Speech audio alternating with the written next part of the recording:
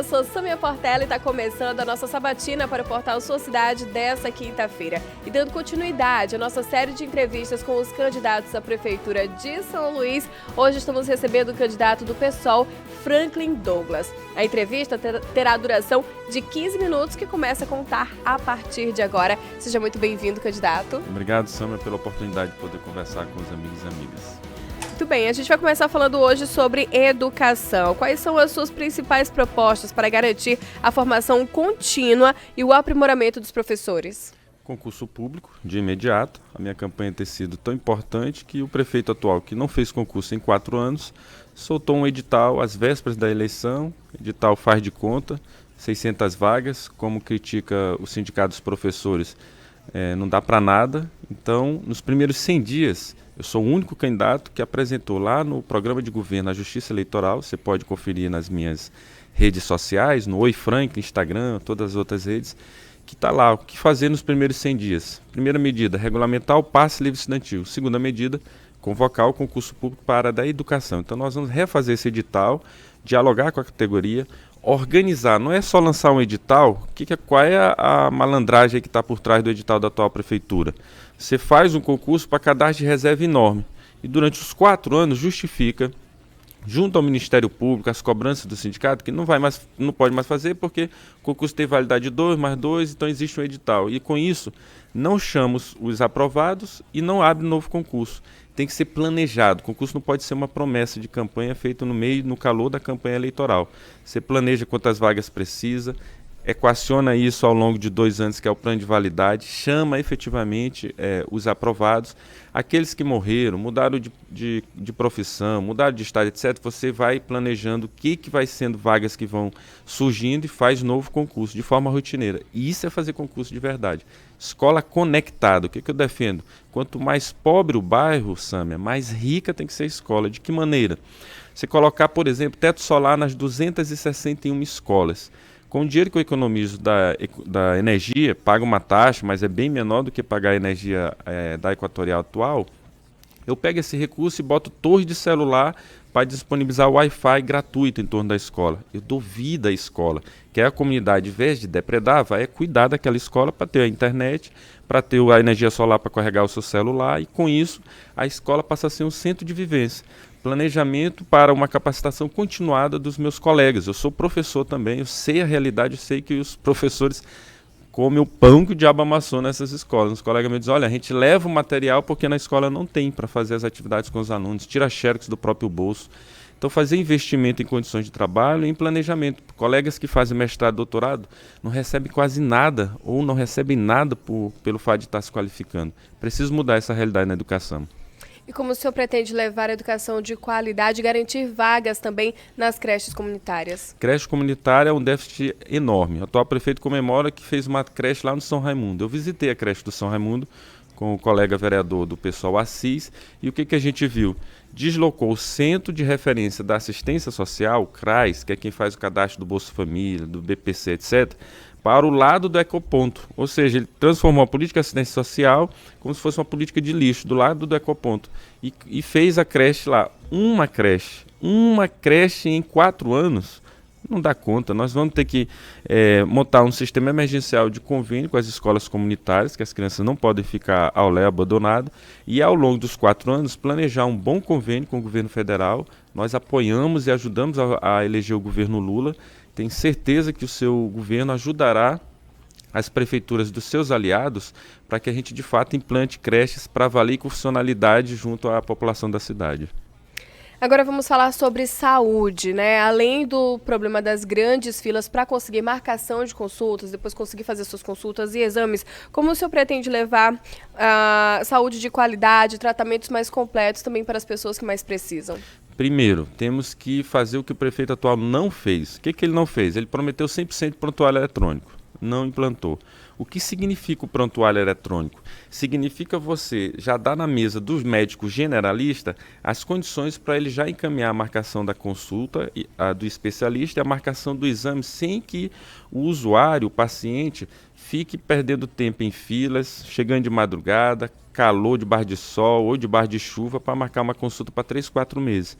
Isso tem um pré-requisito, fazer o concurso. Fazer o concurso público na área da saúde é dialogar com as organizações, conselhos de enfermagem, de saúde, de medicina, etc., para a gente ver de fato as condições e a possibilidade de contratação. Segundo, plano de carreiras e salários, que os profissionais, eu sempre falo que são os profissionais da enfermagem, mas sempre quero dizer que é para num todo. Os meus colegas que fazem da profissão da enfermagem a sua dedicação de vida me dizem: Frank, a nossa vida é uma loucura. A gente faz um plantão, deveria folgar 2 para se recuperar, até a noite de sono que a gente perdeu. É uma noite de sono atrás de outra perdida, que tem que fazer um plantão atrás do outro para ter o quê? O mínimo para poder pagar suas contas. Por que isso acontece? Porque eles vivem sob contratação de organizações sociais, que nada mais é do que a privatização da saúde. Nós vamos ter que implantar 100% de saúde pública, o SUS, sem essas organizações. Ficam dependendo do vereador, do político, do amigo que indicou, junto a algum familiar do prefeito, para ter aquele contrato. E isso deveria ter concurso público. Com concurso público, estão autonomizados, não precisa vai pelo seu conhecimento, não precisa de indicação política. A gente planta cargo de carreira e trabalho e salários e com isso profissionaliza a assistência. São 812 agentes comunitários de saúde, precisamos de pelo menos mais 1.200 para alcançar 100%, que é a segunda estratégia que eu proponho. O prefeito propôs em 4 anos chegar a 70%. No seu relatório de gestão ele ficou em 52%, ou seja, ele não alcançou nem a meta que propôs para si mesmo. Dá para em 4 anos, até antes disso, universalizar em 100% a estratégia saúde da família. Médico, o agente comunitário da saúde, saindo de 800, contratando mais 1.200, o salário mínimo em meio é o valor que se paga por um agente comunitário de saúde. Isso dá para fazer sem impactar tantas contas. Eu sou professor da área de Direito Administrativo e sei o que sou contra como ela foi feita, mas sei que temos que cumprir a lei de responsabilidade fiscal. Então, sem endividar a prefeitura, dá para contratar e fazer com que a saúde chegue de fato à população, Sâmia. Certo, candidato, você ainda tem cerca de 8 minutos. Agora a gente vai falar sobre economia. Quais são as suas principais propostas para estimular o crescimento econômico, atrair novos investimentos para a cidade e também ajudar a criar novas oportunidades de trabalho? 4 estratégias. Primeiro, criar 5 subprefeituras. Essas 5 subprefeituras vão organizar 5 frentes de trabalho nos bairros, fazendo 2 coisas. Reformando as 261 escolas e quase 70 anexos que tem em São Luís. Todos acabados. O prefeito se vangloria de ter reformado 80, não é nem metade. Teria vergonha de ir para a televisão numa campanha eleitoral dizer que reformei menos da metade das escolas. Reformar as 261, contratando a mão de obra do bairro, local, o pedreiro, o carpinteiro, o eletricista que está desempregado, e fazer emergencialmente, em 100 dias, a reforma dessas escolas, gerando emprego direto no bairro. Segundo, bairro legal, reorganizar o bairro, reformando o bairro, as ruas, etc. Continuar o asfalto, mas não para virar propina, descoberta em R$1.300.000 nas malas do Clio Vermelho da família do prefeito, mas efetivamente combatendo a corrupção e implantando a reforma dos bairros para que as pessoas se sintam bem nos seus bairros. Isso é a primeira estratégia. Segunda estratégia, maximizar o apoio e minimizar a burocracia para a micro e pequena empresa. Nós temos que apoiar os microempreendedores, a micro e pequena empresa, que é quem gera emprego. Terceiro, unir cultura e aqui dá para unir 3 coisas: cultura e esporte na geração de emprego. A economia da cultura, incentivar os eventos como carnaval, arraial popular nos bairros e não mega eventos, o Natal, a cantata natalina, a Via Sacra, para que esses eventos nos bairros sejam geração de emprego e renda no bairro. De outro lado, incentivar por editais públicos que os cantores fiquem nos bairros, fazer, por exemplo, da Litorânea uma avenida paulista, funcionando 24 horas por dia, gerando emprego pela cultura. E no turismo, articulando com o turismo, fazer com que esse turismo da Litorânea, o turista fique mais tempo na cidade de São Luís, não seja só passagem para os Lençóis Maranhenses.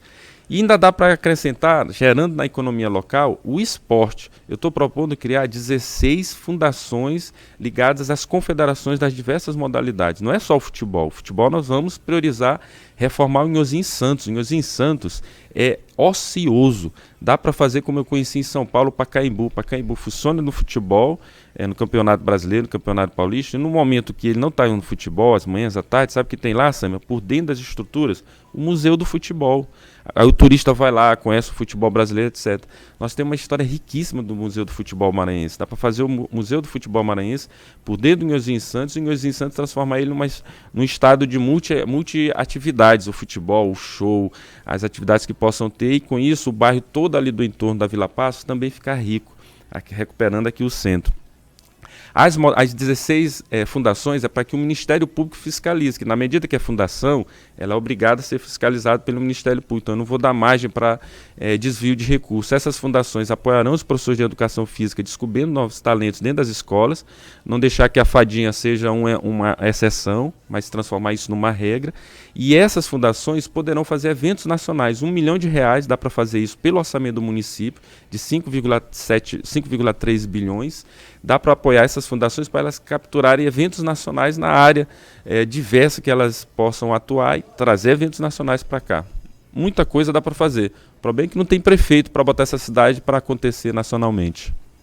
Certo, você ainda tem cerca de 4 minutos e meio. Vamos falar então sobre infraestrutura, né? Muitos bairros até hoje nunca nem viram asfalto. Outros, né, têm asfalto, mas estão ali bem degradados. Tem algumas situações também, algumas comunidades que não têm nem saneamento básico. Como o senhor pretende melhorar, resolver essa problemática?